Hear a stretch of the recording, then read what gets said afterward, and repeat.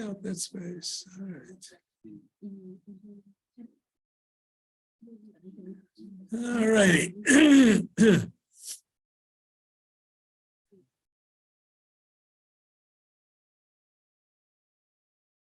Okay, so let's get started. Why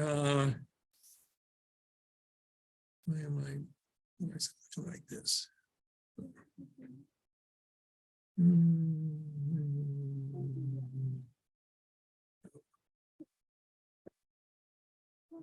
All right.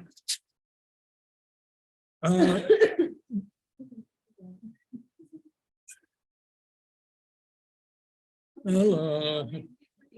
I'm getting there. It's the leftovers is hanging on, you know. It's like you had a big Thanksgiving dinner and it keeps coming back. It won't go away. All the turkey. Yeah. And I don't have my strength. That's what I hear. No power, no strength. Exactly. So did you get it when you were in New York? Well, we're not quite sure who gave it to me. It could have been my son. It could have been one of my grandsons. They weren't feeling well, but they didn't take the test. So in the end, wherever I got it, whoever I got it, nobody else got it, just me. Well, I was complaining before, several months back, my grandsons got it and they gave it to their parents, who gave it to my wife and my daughter, and I didn't get it. And I said, what's the matter? I'm chopped liver. I don't get it. You don't share with me. You know, bite my tongue. I should have. Okay. You're vaccinated. And boosted. So we'll say, if I hadn't had all of those, I would have been in the hospital, deathly ill and everything else, right? So that's the good story. We'll take it as it is. Okay. This week in the Torah portion, we start Sefer Shemot, the book of Exodus. And while Moshe is going to be the essential character for really the next 4 books of the Torah, nonetheless, the central figure, of course, is Bnei Israel, the people of Israel. The Parsha tells us that Joseph and his brothers had all died, and a new Pharaoh comes to the throne. And rabbis interestingly look at that and they say, what does it mean by new Pharaoh? Was it new really? Or was it somebody who chose to ignore what Joseph had done before? So in the Torah, the Paro is always just Paro, which is the Egyptian title of the ruler of Egypt. We don't know any personal names. So we can't know for sure if it's the same Paro, it's a different Paro, what have you. But immediately we're introduced to a theme that is been part and parcel of Jewish history. The Jews are seen as strangers, as outsiders, and as a threat. They've expanded numerically, they've done well, and so Paro is afraid.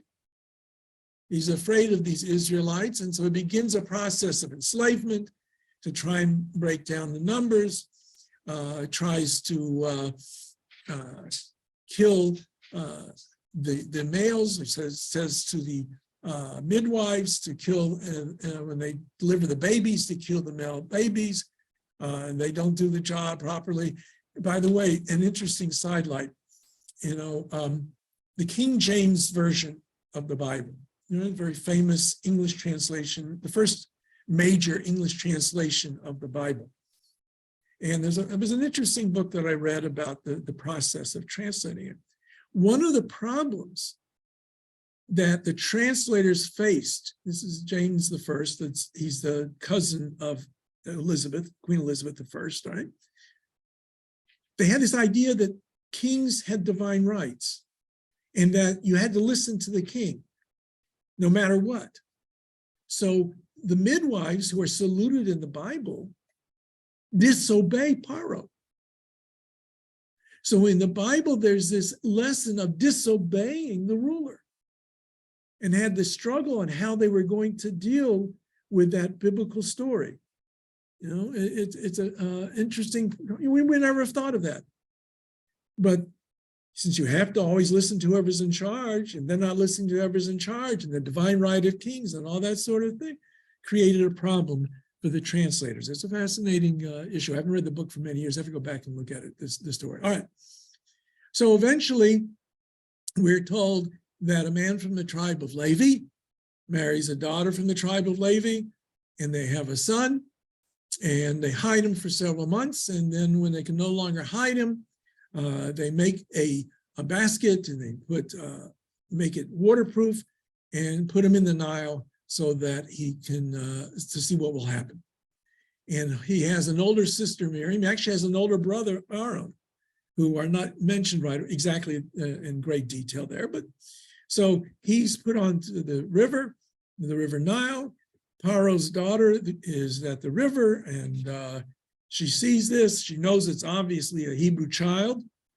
And so they bring it ashore, and Miriam, who was watching to see what's going to happen, his older sister, they address her and say, you know, about getting a wet nurse for this child. So she goes and gets her his mother.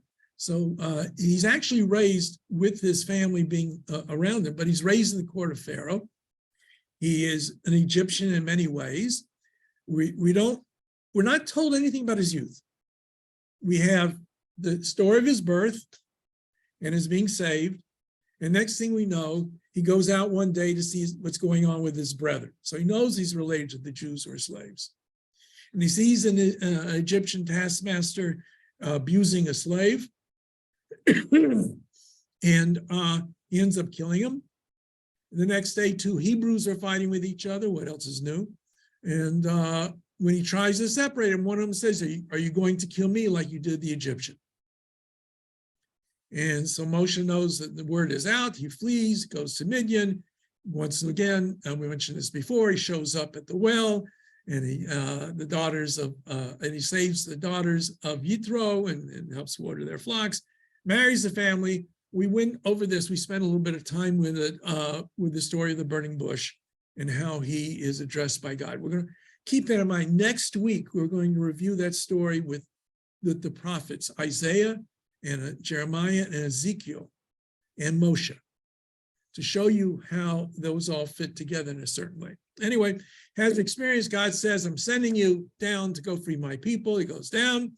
After arguing against it, goes, and of course, Paro says, if you got time to think about leaving, you got time to go gather your own straws to make things worse rather than better. And so we end the week's Torah portion there. Okay, and so the next few weeks, we're going to read of the struggle, the strife to free Israel from the Egyptian bondage. Just, as a sidebar, there's absolutely no historical record that we can see from Egyptian sources to back up the biblical account. We can't. The absence of proof is not proof of absence. Right? Just the fact there's no evidence. Excuse me. The lack of evidence is not proof of lack of reality. Right? Maybe the biblical account is kind of over, what's the word I'm looking for? Exaggeration. There's certain questions about the numbers that are used and everything. But this idea of the Egyptian bondage was imprinted upon the Jewish people.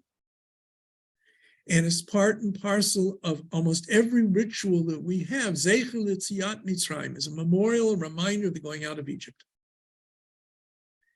And in one of the wonderful aspects of it, what other people in the world claim their origin as a bunch of slaves? Why would anyone make up a story that they were slaves as an origin story? All the other peoples, you hear fancy heroes, heroic stories about the heroes. Moses would have been the hero of that kind of a story, but he's not. The people were slaves in Egypt. So that is a powerful aspect of it. All right, I want to get back into some of our Hebrew so we can keep going on it. We're up to page 27, I believe. We got to the letter Tzadi. Extra book, I forgot. I forgot to bring the extra one. Maybe you can share with somebody.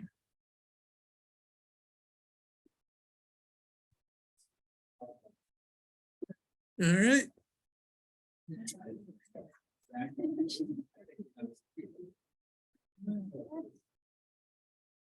Say I'm lucky I got here at all with it. All right. All right, we're the letter that we're looking at is the letter Tzadi. It's sometimes called the Tzadik. It's really not Tzadik. It's page 27. You know, I was always bothered by people thinking it was a Tzaddik until I saw something in the Middle Ages in which it was called a Tzaddik. Right? Why don't you come up here? These two don't have one either. Oh, you don't have either. Oh, my. I warned you last week. I said we'd get back to it. All right. But I know. Oh, yeah.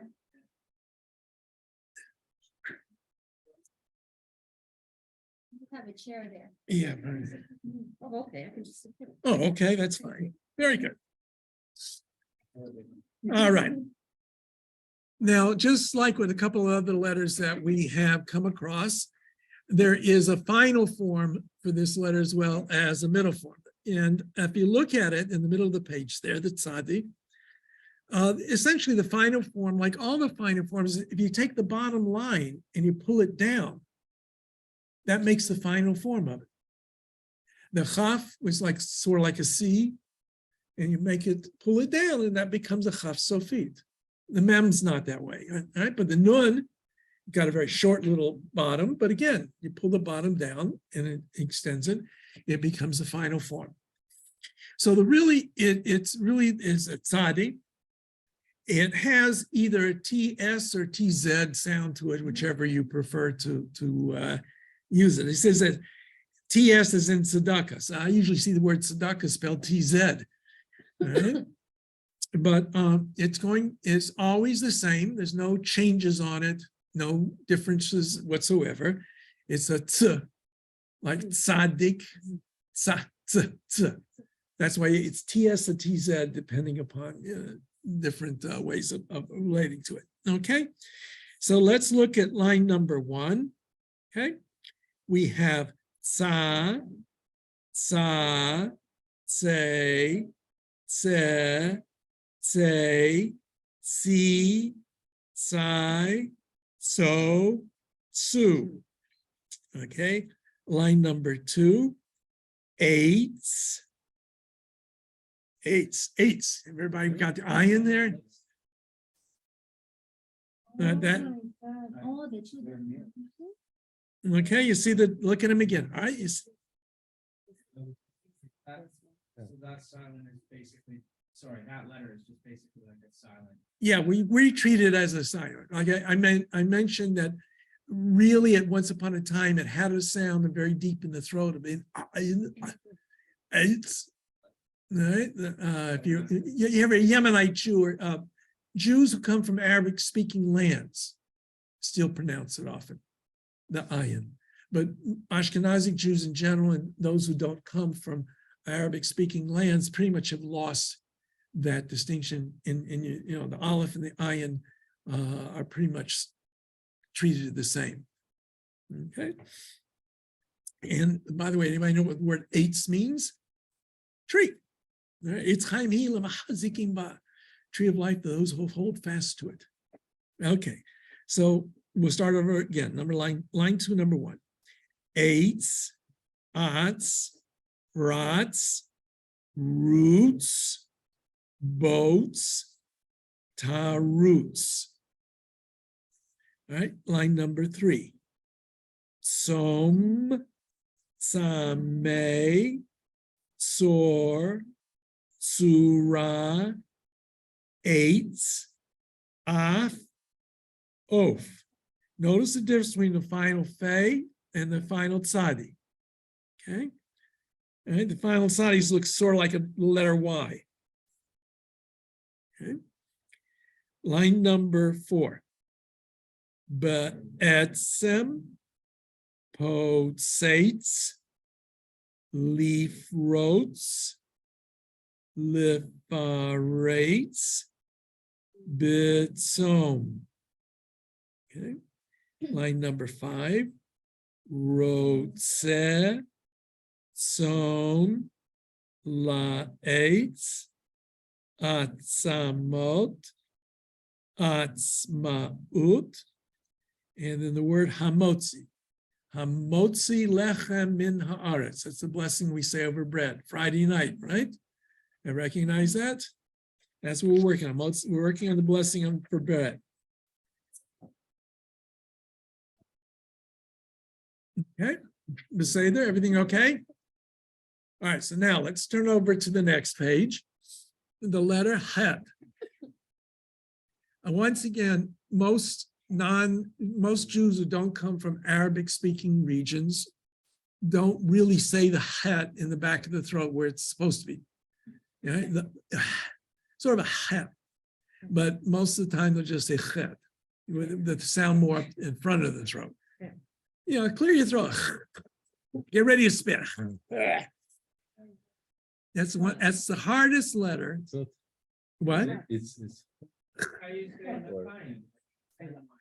L'chaim. And what was that holiday we just celebrated? Hanukkah. Hanukkah. Right? Yeah, we just celebrated Hanukkah. Right? Right? So my grandson today said, when's Hanukkah? So my wife says, just had it. So, yeah, another year. Yeah, okay. Now the letter Chet, there are certain grammatical rules that you don't need to worry about it right now, but for our purposes, just remember it's a ch sound. It is difficult to say, and that's why you have the big debate. How do you spell Hanukkah in English? Chanukah or Hanukkah, that sort of thing. Okay. We'll have on the next page. We'll have a special issue with it. We'll talk about on the next page. Okay, line number 1. We have Cho, Fe, Cha, Chai, Fe, He, Cho, Fi, Ke, He. Yeah, they threw a spitball there already, right? It's one thing if you just throw one. Yeah, they throw a hey at the end, yeah. Just singing, you're laughing a lot.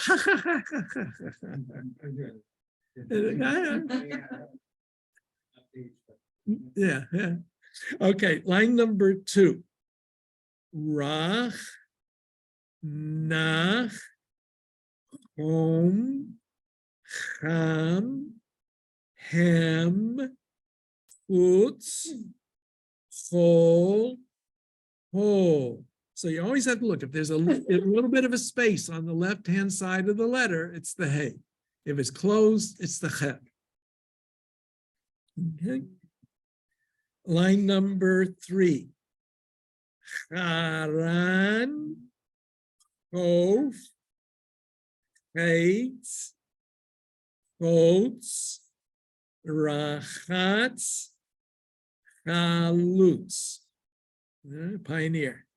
Line number 4. Chalutzim, Biratzon, Chatzil, Chatzif, Chatich.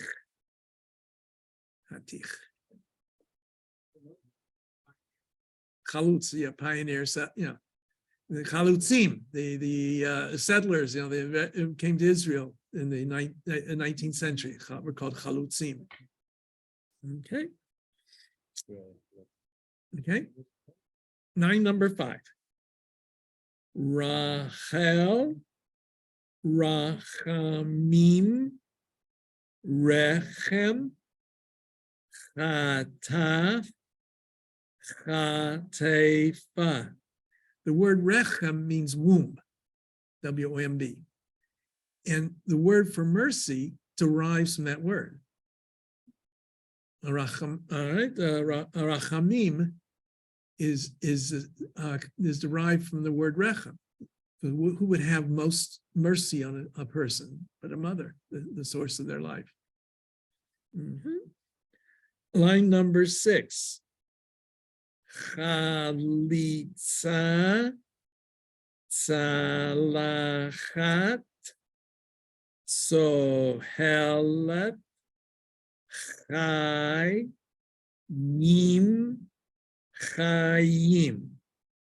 Chayim was chayim, life. Okay, and each letter in Hebrew has numerical value.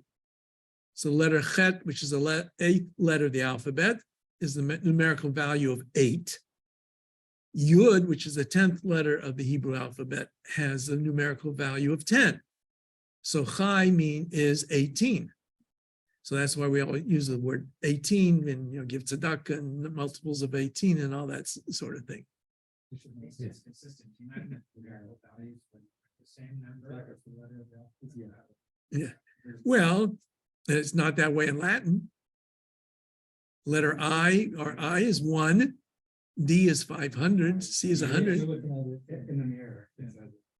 Okay. Okay. Stop. Okay, we'll stop dreaming. Go back to our words. Line number 7. Chalom techef ha'egel gilcha tachana hatipach. And the last word, lechem, is bread. Lechem. Lechem. Right? The accent is the next to last syllable, the only syllable, so it's actually the accent is on the le. Lechem. Hamotzi lechem min haaretz. Right? Now in Arabic it means meat. Yeah, that's my understanding. It actually means meat in Arabic. I'm sorry? Yeah, a lot of things are the same. They're Semitic languages, so they're very similar. And then, the names of the letters, even though they don't look like. Okay, now there's a special thing about the letter chet. And when it's at the end of a word, when the letter chet, on the top of page 29, we'll just do this page.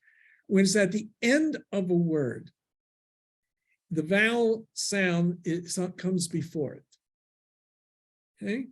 It's not cha, but ach. Ach. The vowel sound would precede. Normally we have the consonant with a vowel following it. Normally we think it should be cha at the end of a word, if that was the vowel that was under it. But for various reasons, Hebrew speakers had a more difficult time saying ha at the end of a word. So when the letter chet is at the end of a word, it usually has the patach, the just a straight line underneath it, tell you to pronounce it not as ch, but cha. You see, we'll see. Like, let's look at line number 1. Okay, the first word there is not recha, re-ach. The vowel is first. Okay, that's all it is. All right. The reason is reich. It was difficult. Reich, arah. All those sounds apparently were very difficult, and so the ha was added onto it. The ah was added onto it for the pronunciation purposes. It has no grammatical value whatsoever. All right? It's just a way of knowing how to pronounce it. When you learned Hebrew without the vowels, how did you know it was ach at the end? You just learned it. You just knew it. Okay? Because you spoke Hebrew. What? Yeah, reach. Reach. So line, all right, so line number 1, we have reach, reach, luach, yareach, poteach, ruach. Okay. That's the rule, how it's pronounced, okay? Line number 2, rotseach, tirzach, ritzuach, betoch, lachatz. Okay. Line number 3, menoach, menucha,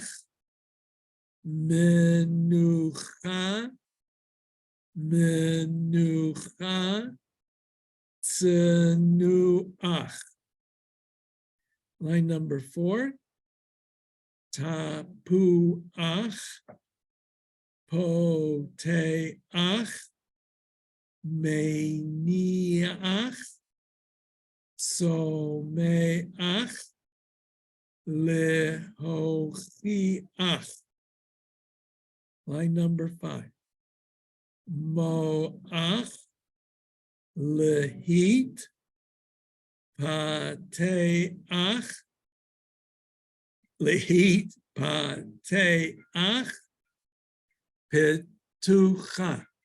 Score at the telephone. It's okay. It's all right. Yeah, it's all right. I know there's one guy at the shul where I daven in the morning, almost every time his phone goes off, he can't learn.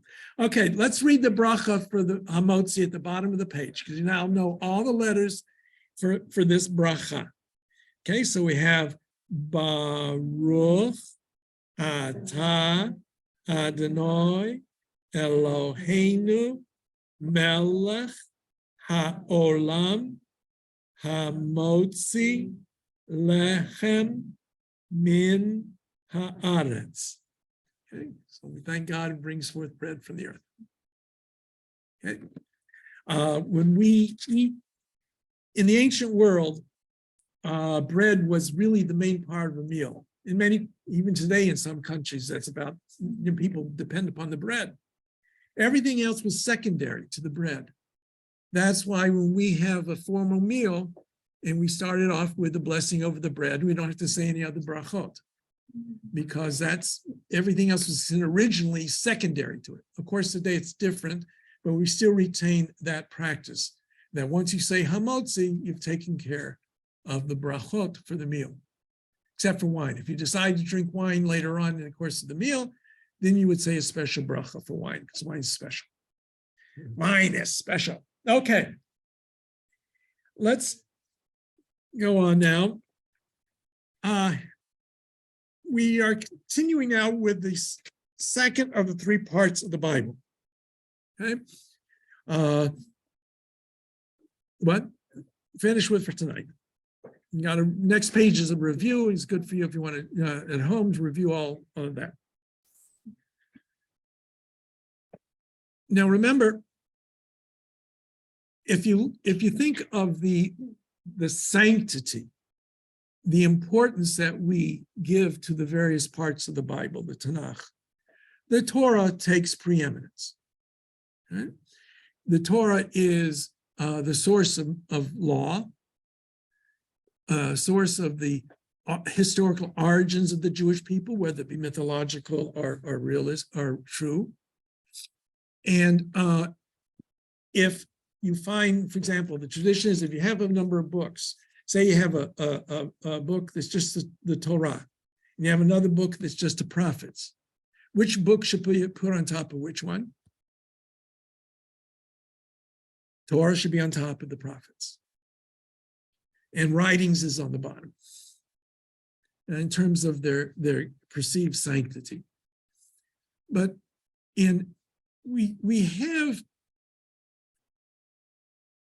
when we finish the Torah and with the death of Moses, we begin immediately with the story of Joshua and the conquest of the land of Israel. Now that story, as it's revealed in the book of Joshua, contains certain miraculous elements to it. When they cross the Jordan River, the water stopped flowing, so they get across. The Battle of Jericho, They circle the city once for each day for 7 days, and the seventh day they circle 7 times, and then they shout and blow the shofar, and the walls come tumbling down. And we are told that the conquest of the land of Israel is a cooperative venture between the 12 tribes. 2.5 of the tribes, Reuven and Manasseh and half of Shimon stay on the other side, right? But their soldiers, their men are going to go to help conquer the rest of the land of Israel for everybody else as well. That was part of their responsibility. Okay, and so to show that connection that we have with the books that preceded the Torah, it opens. And after the death of Moses, the servant of the Lord said to Joshua, son of Nun, Moses' attendant, my servant Moses is dead. Prepare to cross the Jordan together with all this people into the land that I'm giving to the Israelites. Right? So it directly connects thematically with what took place before. Right? There's this bridge verse, introductory bridge verse. Samaritans include the book of Joshua with their Torah. Right? We put separately, it's the first book of the section known as the prophets. And the emphasis is on the conquest of the land, as I said. And we're told how they send out spies to go to the city of Jericho, and the spies go there and they're saved by a local woman. And she and her family are spared after the battle takes place. I just want to point out that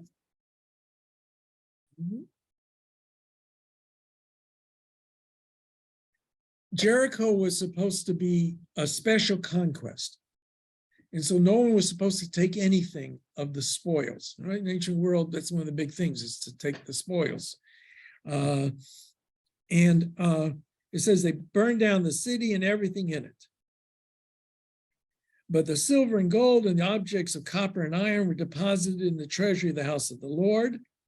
Only Rachav, the harlot, and her father's family were spared by Joshua along that belonged to her, and she dwelt among the Israelites, as is still the case. For she had hidden the messengers they sent to spy Jericho. Okay.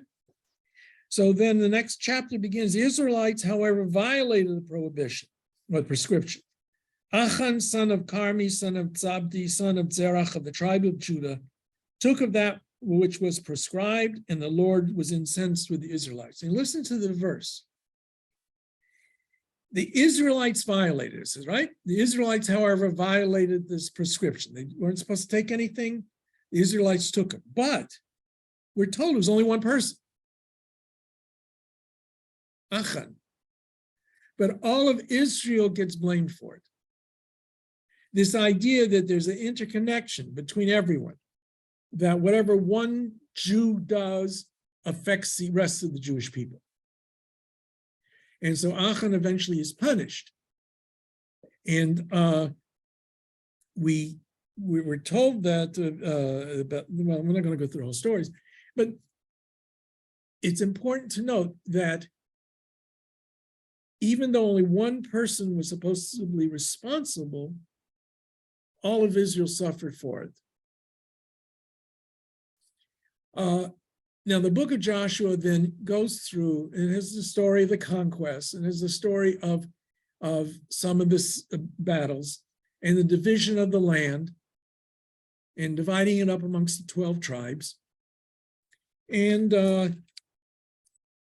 when if you just had the book of Joshua, you would think that the conquest was one unified conquest. However, in the book of Judges, it opens up with the following. This is the next book in the Bible. After the death of Joshua, the Israelites inquired of the Lord, which of us shall be the first to go up against the Canaanites and attack them? The Lord replied, let the tribe of Judah go up. I now deliver the land into their hands. Judah then said to his brother tribe, Shimon, come up with us to our allotted territory. Let us attack the Canaanites, and then we will go with you to your allotted territory. So Shimon joined them. It seems to be a different account of the conquest. Joshua is a unified conquest, everybody's together. The book of Judges very clearly spells out that the different tribes, sometimes in cooperation with each other, but here, just Judah and Shimon are going to go to battle. It's not everybody. Now, one can either say that these are two different traditions about the conquest, or one has to assume that the story gives in more details here, because even though it made it look like there was one mass army doing the conquest, it was really more complicated than that. Take it whichever way you want. The archaeologists are at a loss to find proof of conquest around this time. There's no clear evidence of what takes place. The city of Jericho, according to the archaeological record, wasn't even there at the time of Joshua, if this is around the year 1200 BCE. And so the modern archaeological vision is that there was no major conquest. There may have been some who came in from outside, and they may have had some conquest, and that becomes a story for everybody, but the local inhabitants joined together, thus forming the people of Israel. Right? That's not the biblical account. That is a modern historical attempt to validate the archaeological record. So you will see those two things taken differently. You will find the biblical account on this side, and you will find what the quote scientific historical account on this side. It's not, and I'm not here to suggest which is the way to go or not. And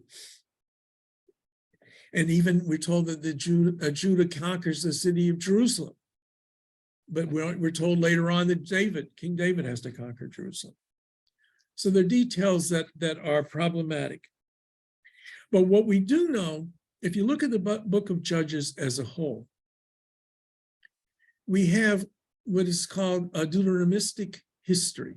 There are many, again, modern Bible scholars see a connection between the book of Deuteronomy and those who compiled or wrote Joshua and Judges, and even Samuel.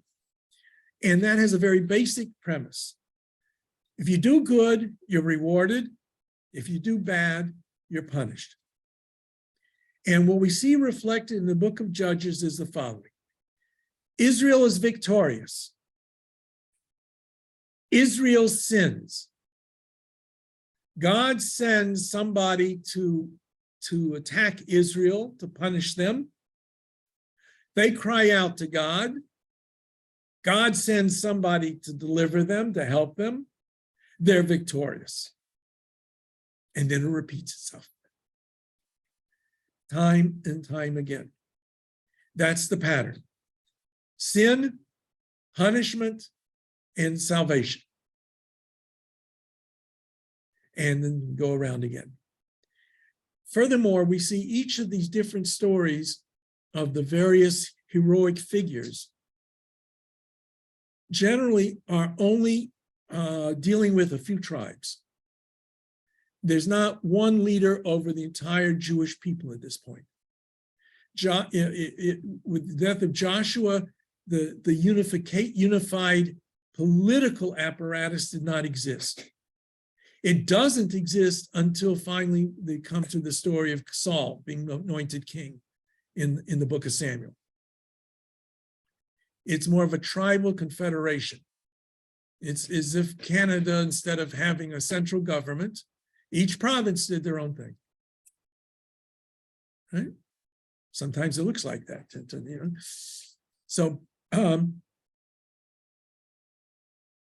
we're told also that, again, even though the book of Joshua seems to imply that the conquest was successful, we're told that it wasn't.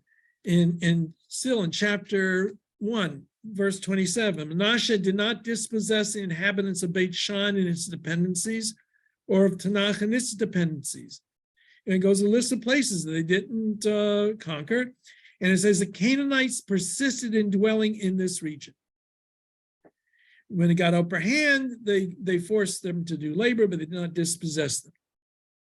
Later on, Zebulun did not dispossess the inhabitants of Kitron or the inhabitants of Nachlol. So the Canaanites dwelt in their midst, but they were subjected to forced labor. And it goes through a number of the tribes that didn't do complete conquests of the territories that they were supposed to conquer, and the Canaanites lived in their midst. Again, if the modern historians would suggest that this is evidence that what we think of as the Jewish people came into being over the course of time, and not with one massive invasion.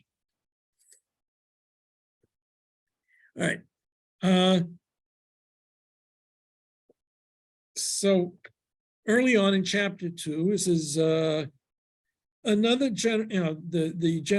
Joshua dies, and all the generation were likewise gathered to their fathers. All right, the people did the conquest that came in under the leadership of Joshua died, and another generation arose after them, which had not experienced the deliverance of the Lord or the deeds that he had wrought for Israel. And the Israelites did what was offensive to the Lord. They worshiped the Baalim. They forsook the Lord, the God of their fathers, who had brought them out of the land of Egypt. They followed other gods from among the gods of the peoples around them and bowed down to them. They provoked the Lord. All right, so here we have the sin. They forsook the Lord and worshiped Baal and Ashtaroth. Now comes the punishment. Then the Lord was incensed at Israel, and he handed them over to foes who plundered them. He surrendered them to their enemies on all sides, and they could no longer hold their own against their enemies. In all their campaigns, the hand of the Lord was against them to their undoing, as the Lord had declared, and as the Lord had sworn to them, and they were in great distress. Then the Lord raised up chieftains who delivered them from those who plundered them. All right? So now we have the hero who comes and brings about the salvation. But they did not heed their chieftains either. They went astray after other gods and bowed down to them. The word chieftain here, the JPS translation, that's what they translate the word shofet. Now the word shofet, as the name of the book is, it's judges. And normally a shofet means a judge. But it's clear in the context of the book of Shoftim that really these are chieftains, leaders of and not judicial authorities. They may do judicial acts, but they are not judges as we would think of a judge in court. And so and now we're introduced to some of the heroes. So in chapter 3, Israel sins, and Othniel saves them. Then 3:15, that the Israelites cried out to the Lord, and the Lord raised up a champion for them, the Benjaminite Ehud, son of Gera, a left-handed man. Why do we need to be told he's a left-handed man? Just wait. All right, so it happened the Israelites sent tribute to King Eglon of Moab through him. So Ehud made for himself a two-edged dagger, a gomed inlay, which he girded on his right side under his cloak. Most men are right-handed. Where would you put your sword? On your left hip. Ehud, lefty, puts his on his right hip, under his coat. So you come in and you search. Where are you going to search? You're going to search the right hip. That's why we're told he's a lefty. All right. So he presented the tribute to King Eglon of Moab. Now, Eglon was a very stout man. Nothing's here is by accident. So we see when Ehud had finished presenting the tribute, he dismissed the people who had conveyed the tribute. But he himself returned from Basilim near Gilgal and said, "Your Majesty, I have a secret message for you." Thereupon he commanded silence. So all those in attendance left his presence. All right, so Ehud says to Eglon, "I got, a special message for you. Nobody should know about it." When Ehud approached him, he was sitting alone in his cool upper chamber. Ehud said, "I have a message for you from God," whereupon he rose from his seat. Reaching with his left hand, Ehud drew the dagger from his right side and drove it into Eglon's belly. The fat closed over the blade and hilt went in after the blade, for he did not pull the dagger out of his belly and the filth came out. All right, it's a real grotesque kind of description. That's where he's a fat man. He's so fat that this long knife that he's using goes all the way into his body. It goes through and stuff comes out. Okay. Stepping out to the vestibule, Ehud shut the doors of the upper chamber on him and locked them. After he left, the courtiers returned. When they saw that the doors of the upper chamber were locked, they thought he must be relieving himself in the cool chamber. All right, he's going where the king goes alone. They waited a long time, and when he did not open the doors of the chamber, they took the key and opened them, and there their master was lying dead on the floor. But Ehud made good his escape while they delayed. He passed Basilim and escaped to Serah. All right, so they go rise up in revolt. So that's the story of Ehud. Just a few verses more. Chapter 4 begins one of the most well-known parts of the book of Judges, the story of Devorah. We're told that Israel again sins. Devorah Isha Neviah. Devorah was a prophetess. Eshet Lepidot, she was the wife of Lepidot. He shofta at Israel Beit Ahi, and she ruled over Israel at that time. And under the palm of Devorah, between Ramah and Bethel in the hill country of Ephraim, and the Israelites would come to her for decisions. So she summoned Barak, son of Avinoam of Kadesh in Naphtali, and said to him, "The Lord, the God of Israel, has commanded, go march up to Mount Tabor and take with you 10,000 men of Naphtali and Zebulun." So only 10,000 men of these two tribes. And they're supposed to go to Mount Tabor, and you go on the Israeli tours of the Galilee, they'll always point out that's Har Tabor. That's where the story takes place. Right? And I will draw Sisera, Yavin's army commander, with his chariots and his troops toward you up to the Wadi Kishon, and I will deliver him into your hands. But Barak, all right, so he says, go up there. I'll trick him into attacking you. You're going to be on the mountain. The guys in the mountains always have advantage to the guys down below. But Barak said to her, if you will go with me, I will go. If not, I will not go. Sorry, Charlie, I'm not going to go unless you go with me, Devorah. Very well, I will go with you, she answered. However, there will be no glory for you in the course you are taking, for then the Lord will deliver Sisera into the hands of a woman. Now, when we read it right here, we think that means who's going to be the victor, getting the credit for the victory? Devorah. Hold on to that thought. So she went with Barak to Kadesh. They mustered the people.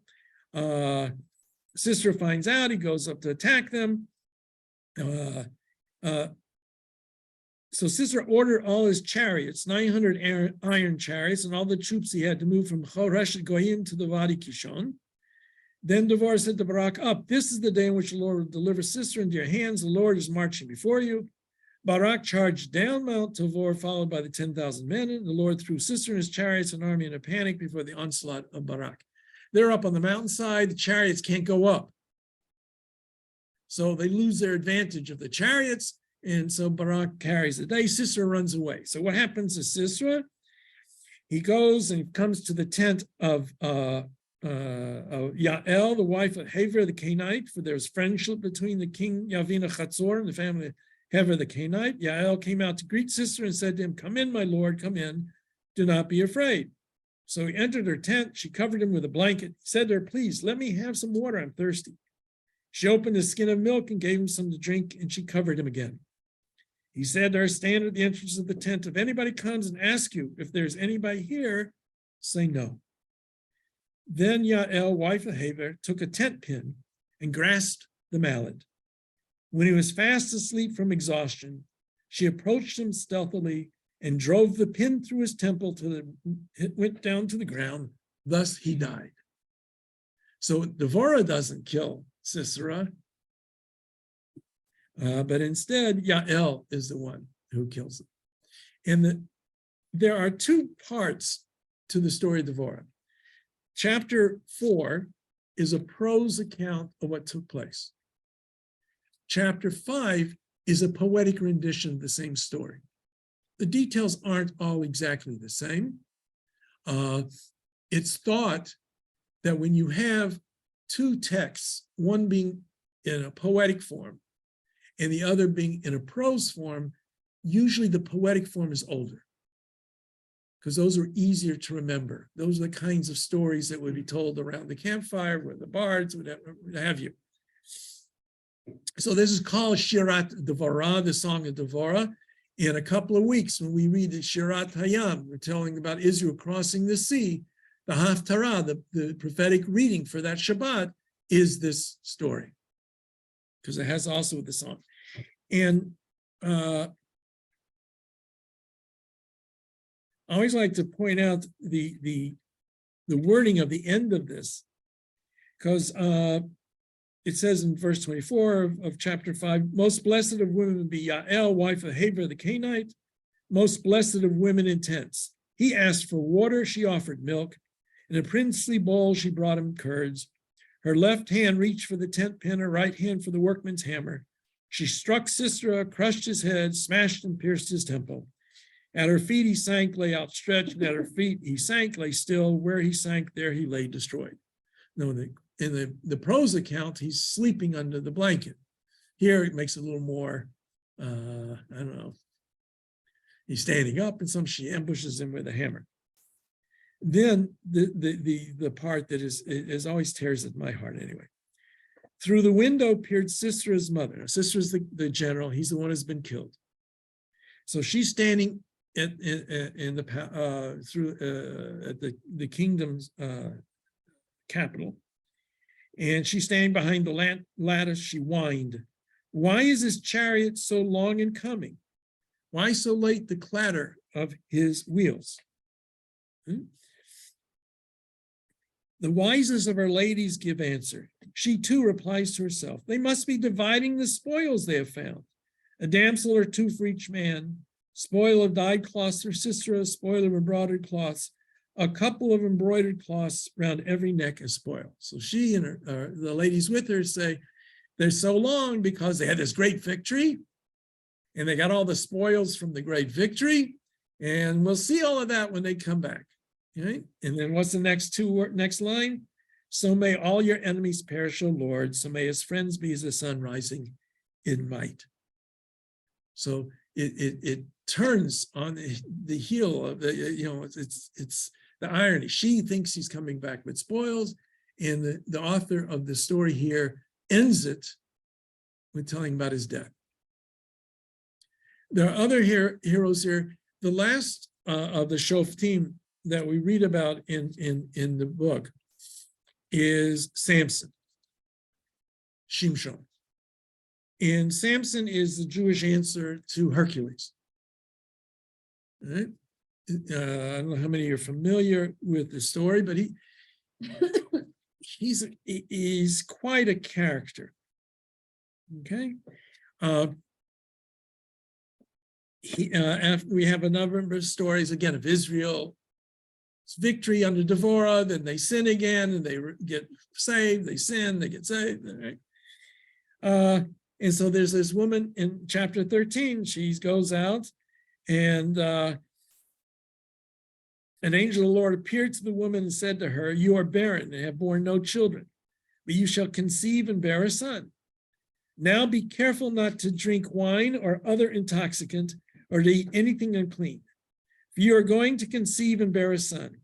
Let no razor touch his head, for the boy is to be a Nazirite to God from the womb on. He shall be the first to deliver Israel from the Philistines." The Philistines were the major problem for the Jewish people up till the time of King David. They settled along the coast where Gaza is today, Ashdod, Ashkelon, and Gaza. They were probably some kind of Ionic peoples related to the Greeks in that part of the world. And it's the Plishtim, in which the name Palestine comes from, Philistia. Right? So at this time, they're ruling, Israel's suffering under their hands. So this woman goes out, she has this vision. She doesn't know it's really an angel. We're told it's an angel. She doesn't know what it is. The woman went and told her husband. A man of God came to me. He looked like an angel of God, very frightening. She doesn't say he's an angel. She says, he looks like an angel. And she tells a story. And so the husband wants to know more about this. So he prays to God, send him again. And then indeed it happens again. He gives the same message. Then Manoah said to the angel of the Lord, let us detain you and prepare a kid for you. But the angel of the Lord said to Manoah, if you detain me, I shall not eat your food. And if you present a burnt offering, offer it to Lord. For Manoah did not know that he was an angel of the Lord. Again, time and time again, when we come across angels in the Bible, frequently it's not at all clear to those in the story that these are anything other than human beings. There are no halos, no harps that they're carrying around and big white wings on the backs. They're just messengers of God, and people have no way of knowing that they are other than human beings. All right, so Shimshon is born. He's a heroic figure. He's got great strength, and he keeps falling in love with Philistine women. And they eventually prove his downfall. First he marries one woman, and then there's a whole to-do, and he goes out and kills a bunch of Philistines, and they take his wife away from him and threaten her. So because he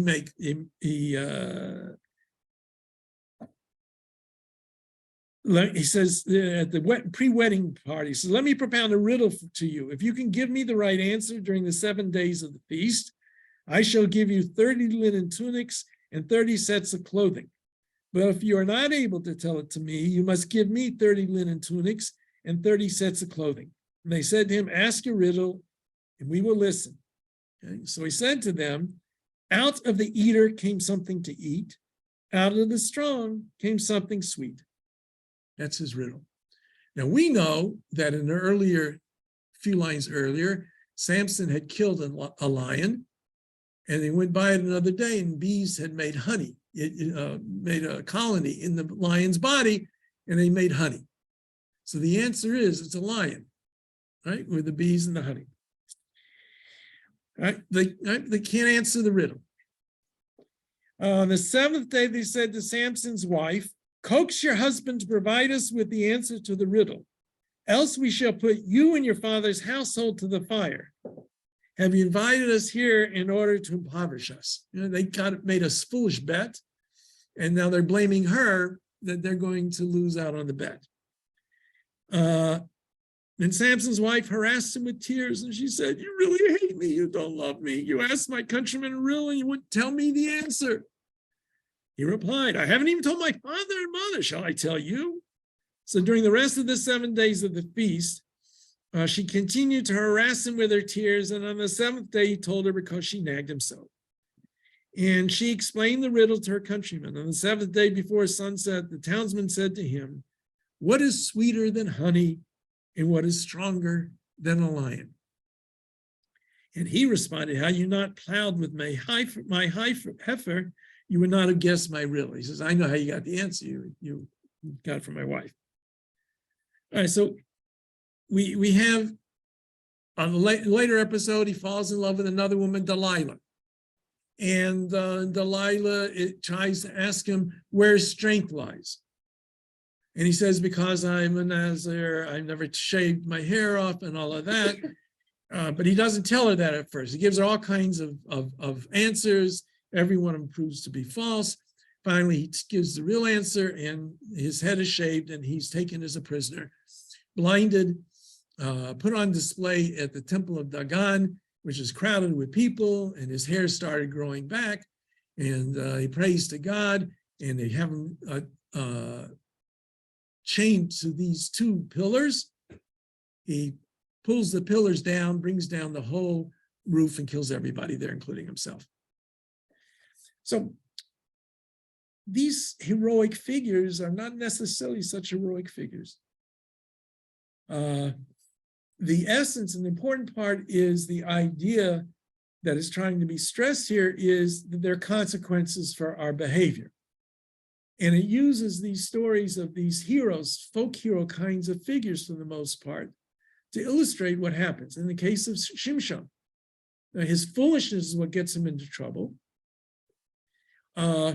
He thinks it's his hair that gives him the strength. It's not his hair. It's obedience to God. The hair is just a symbol of it. But he mistakes the symbol for the real meaning. And in the end, he suffers the consequences and destroys his enemies. All right, so now the next two books, I'm going very quickly through them just to give you an idea about the biblical text.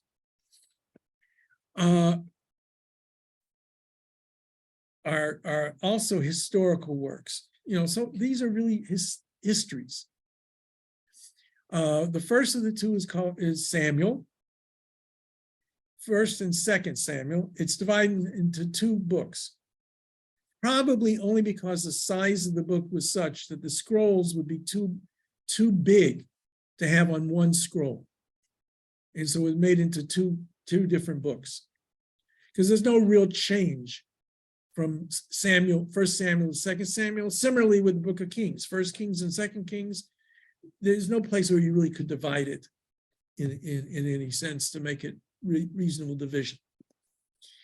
We learned about the birth of Samuel when they read the story of his birth on Rosh Hashanah, the story of Samuel, how his mother goes and prays for a child. Again, this idea that the hero comes about as a result of a mother who was barren. That's a theme that runs numerous times throughout the biblical text. So she prays for a son, and once he's old enough, she brings him back to the temple to Eli. Eli, who was the high priest and leader of the Jewish people at that time, essentially the shofet of that day and age. We have some stories about some misgivings that the Israelites go through. His sons aren't worthy successors, and eventually Samuel succeeds Eli as leader of the Jewish people. And he leads them for a period of time until the Israelites want a king. They say, we need a king. And the fact of the matter is, their political structure is weak without a central authority. Because, it's whenever they want, if they have a threat, it's always the local units that answer the threat, not a central king, central army. And Samuel is taken back by it because he thinks he's abandoning him. God says, no, they're not abandoning you, they're abandoning me.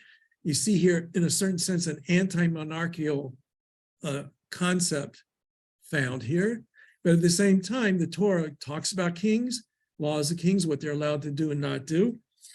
And so eventually he comes, after the people ask him for a king, where is it? So Saul, who is a heroic figure, has lost some animals, and they go to see Samuel because he's known to be a seer. Maybe he can tell them where they are. And Samuel took Saul and his servant and brought them into the hall and gave them a place at the head of the guests, who numbered about 30. Samuel said to the cook, bring portion I gave you, et cetera, et cetera. Early at the, I'm sorry, no.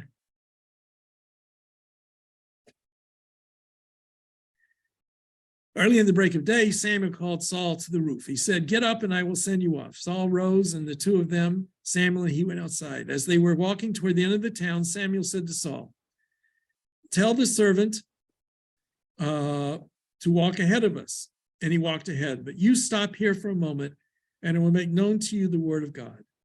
Samuel took a flask of oil and poured some on Saul's head and kissed him and said, "The Lord herewith anoints you ruler over his own people."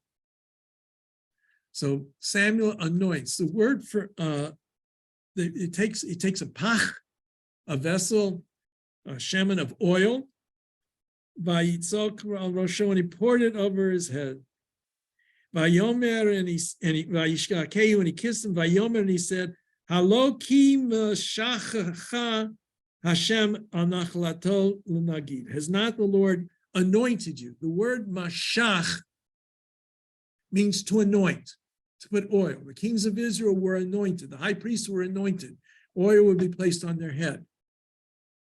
The word Mashiach comes from that. The word Messiah is just an anglicization of the word Mashiach.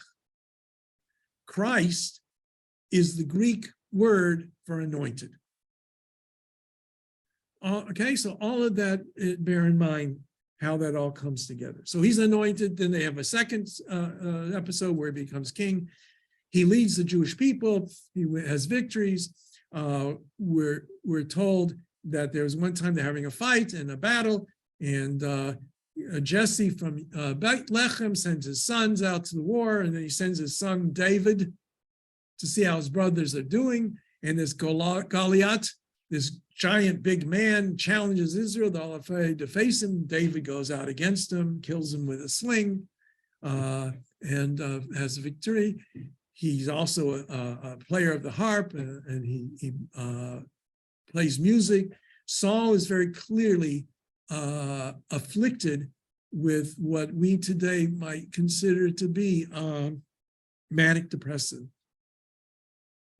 He has his moments when he's up and going, and other times that he's down in the depths. And eventually he gets suspicious of David. He wants to kill David. He thinks David's going to take away. We have lots of stories about their relationship and how David spares Saul a number of episodes and doesn't kill him. David is very friendly with Saul's son, Jonathan, who is destined, at least by age, to follow King Saul as king. But he loves David, and he warns him when Saul tries to kill him at one point. Every Shabbat, when we have the Shabbat is the day before Rosh Chodesh. If Rosh Chodesh is on Sunday, we always read the story of David and Jonathan, because it tells the story. It says, Machar Chodesh, tomorrow is the new moon, and David is gone to his family to be with them, according to Jonathan. And even Saul throws a spear at his own son Jonathan. He's so afraid. Eventually, Jonathan and Saul are killed. David gets the throne. Make a long story short, he eventually unites all the 12 tribes for a period of time under his rule. He wants to build a temple. God tells him, no, your son will build it. He has lots of wives, he has lots of children. That means there's lots of intrigue and lots of inner fighting. A good reason never to have more than one spouse or children from different spouses gathered together if you're going to be a king. And so eventually his favorite wife is Bathsheba, her son is Solomon, and after many episodes, David says that Solomon is going to follow him on the throne.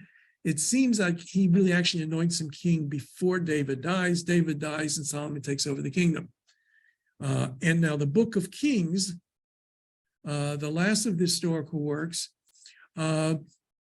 begins with his final days of David, and then Solomon taking over, tells the story of Solomon, his rule, his building the temple, his marrying many foreign wives, all kinds of things that happen with him. He's known to be had great wisdom. The famous story of there are two women who come to him one day, they're prostitutes, and they both had children, and one of the children died at night, and each claims the child for themselves. And Solomon says, bring me a knife, or bring me a sword, and he says, I'll divide the child in half, and each one of you can have half a child. And so one of the women said, no, spare him, let the other woman have him. And he gives the child to the woman who was willing to give him away, knowing that would be the true mother. She wanted to make sure her child is not harmed. So he's famed for his wisdom. We're told how he makes proverbs.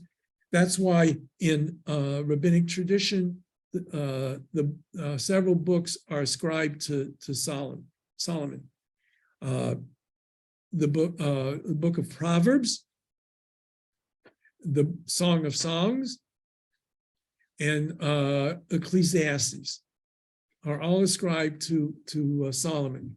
Books of wisdom and love poetry. We'll take a look at all of that a little bit later on.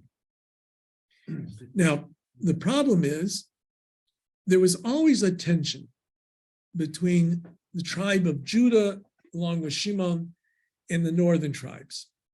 David comes from Judah. When Saul dies, he has to unite the two elements. The northern tribes, usually referred to often as Ephraim, that was a major tribe in the north, Judah in the south, eventually brings the kingdoms together.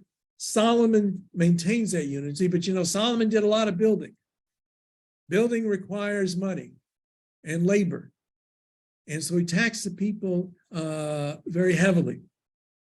And so when Solomon dies, his son Rehoboam is faced with a revolt from the northern tribes under the leadership of Jeroboam. And so they're complaining. And so he has two sets of advisors. The older advisors say to him, look, tell the people you're right, the taxes have been too much. I'll ease up the burden on you, and things will be okay. And therefore, that paper thing's over. And if you need to raise taxes later on, you can do so, But, give in at the moment. The others, the young advisors say, tell them where to get off, pretty much. So they do, they get off. And so Jeroboam founds the northern kingdom. And then the rest of the book of Kings tells the story of the two kingdoms of Israel. Israel to the north, or Samaria, and Judah to the south. Sometimes they're allied. Sometimes they're at war with each other. Sometimes they back different kings. The book of Kings, as well as all the prophetic works, invariably see very little good in the north. A lot of idolatry. Jeroboam creates a temple in the north for idolatry, so they won't go to Jerusalem, to the temple in Jerusalem. And eventually in the year 722 before the Common Era, the Assyrian Empire, just listening to a history broadcast talking about it, so it would be the Neo-Syrian Empire, according to this historians, not the Middle Assyrian Empire. Assyria conquers the north. And their practice was to remove peoples from where they lived and put them elsewhere, right? So that they would be less likely to revolt. And so the story of the 10 lost tribes of Israel comes from that. They were exiled to different parts of the Assyrian Empire, and supposedly they lost their identity, or later on they rejoined up with the Jewish people that were left. That same king, Sancherib, the Assyrian king, attacks Chizkiyahu, Hezekiah in Jerusalem, but they are saved from being conquered. And then again, we have a series of kings, good ones, bad ones. In the book of Kings, the author of Kings always summarizes them by whether or not they closed down the high places. Did they insist upon the centralized worship in Jerusalem? Or did they allow the local altars to be built in different places? And that for the author of Kings, that is the most important element, is that religious element. And so whenever they summarize a king, let's see where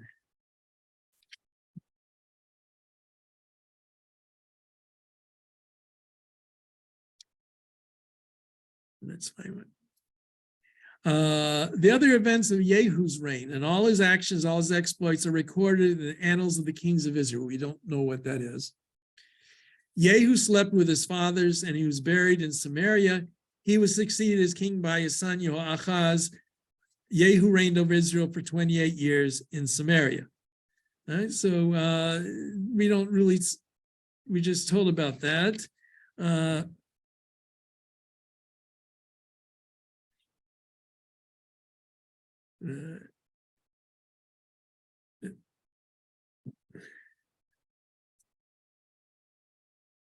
So they have their reign and then what have you, and then finish off. Now, the prophet Elijah, the only information, the stories of Elijah are all found in the book of Kings.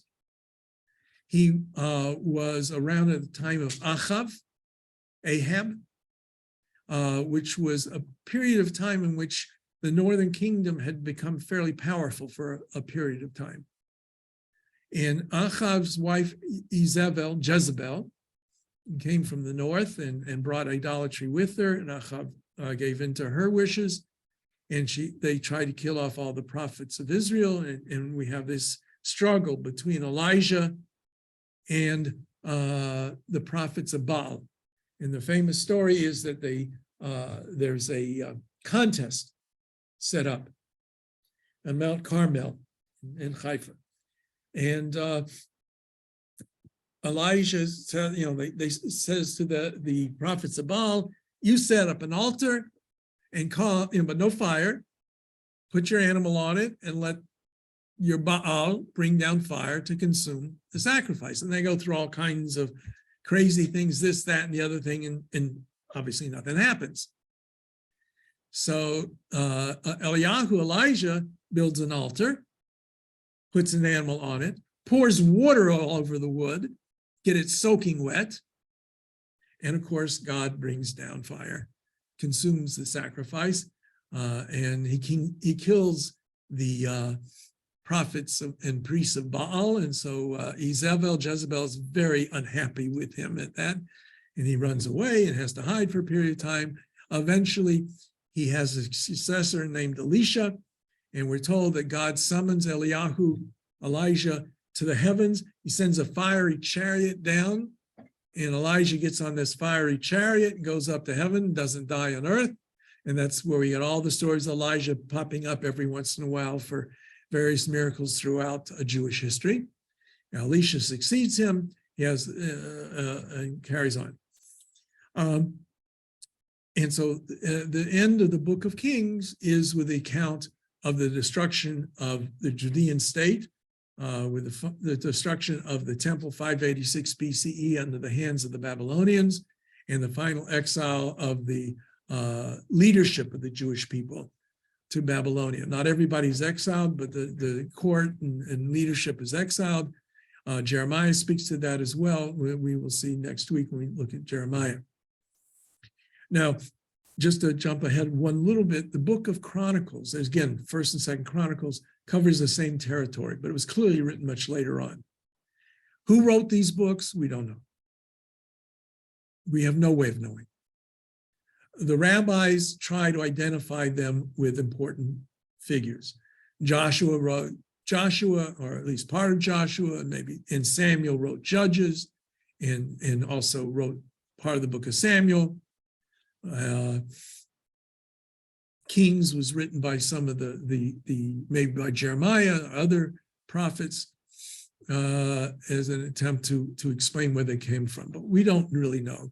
There are references, I mentioned one of the references to the Annals of the Kingdoms of Israel. There was obviously other material that was out there. We have very little historical evidence for this period. There's certain aspects that we do know of. Achav, it was clearly a powerful figure. He's mentioned in some sources. There is mention of David in passing, but very little that we can find. When we think of Jerusalem, which David conquers, we tend to have a tendency to think of Jerusalem, you know, there's the mosque and the dome of the rock, right? Where the Temple Mount was. And then below that is the walled city of Jerusalem today. That was not Jerusalem at the time of King David. The Jerusalem at the time of King David was the Temple Mount, a much smaller, lower height, because that was built up later, bigger, and it stretched south, outside of what became the walled city of Jerusalem. And there have been excavations, and they have found monumental palaces and things in that area. And they have found some First Temple period artifacts, but there's not a lot that has been found, more from the Second Temple period in the excavations. And again, depending upon who you look at in the historians and how much credit they give the biblical account, or little credit they give the biblical account, as to how whether or not there really was a King David, there wasn't a King David, how much we can't know. We don't have enough information and not enough records, and the few mentions are just tantalizing, but they're not, you know, something that we can really hold on to. And since it seems for the most part, well, in the book of Jeremiah, we're told how Jeremiah writes a scroll. It's burned by the king, but it is clearly a parchment scroll. Parchment doesn't last as well as clay tablets. So we have all this information from Babylonia and Assyria, from the clay tablets that they had, but they were not concerned with telling the story of this backwater kingdoms of Judah and Israel. They were interested in their stories, but there is mention of, if I recall correctly, of some of the kings having been brought to the palace and being held on to in Assyria or Babylonia, maybe Babylonia. But again, you know, very little that is there. So again, you know, you can look at it as history. You can look at it as religious history. I prefer to look at it as religious history. Religious history is not the history that you would hope a newspaper reporter will give you, you know, he saw a fire and he gives you all the ins and outs of what happened in the fire. The religious writer would say, well, they were a bunch of drunkards in that house and they got angry. And so one of the lamps spilled over and set the place on fire, and that's why they died. All right. That's the kind, I mean, that's it's not the details that the historian is interested in. It's the details that the religious figure is interested in. And then come with very, very different goals, and thus come across with different recordings of what they see. And we know the fact is, of course, two eyewitnesses can see the same thing, but they see something different, both of them. So there you go. Any questions? Okay, God willing, we'll meet next week and we'll start talking about, this is sometimes referred to as the former prophets or the historical prophets, because we're not, except the book, you know, in Kings and Samuel, we have prophets mentioned, but these are not books that are written by prophets. The later books, the rest of the books that we're going to see in the book of, in this section of the prophets, are going to be at least theoretically written by the prophets and certainly contain their prophecies and things they had to say. Okay. What makes it prophets? Prophecies. the Torah says essentially what makes a person a prophet if they speak for God and they tell you to obey what God wants, in essence. I'm sorry, I didn't mean for you to be on. But it's a problem, especially we see in the book of Jeremiah. And we'll read a couple of the stories with Jeremiah, where he is faced with people see Jeremiah saying X, and they see somebody else saying Y. And how do you choose? So Like we'll- a letter prophet, maybe? he claims to be a prophet. Claims to be a prophet.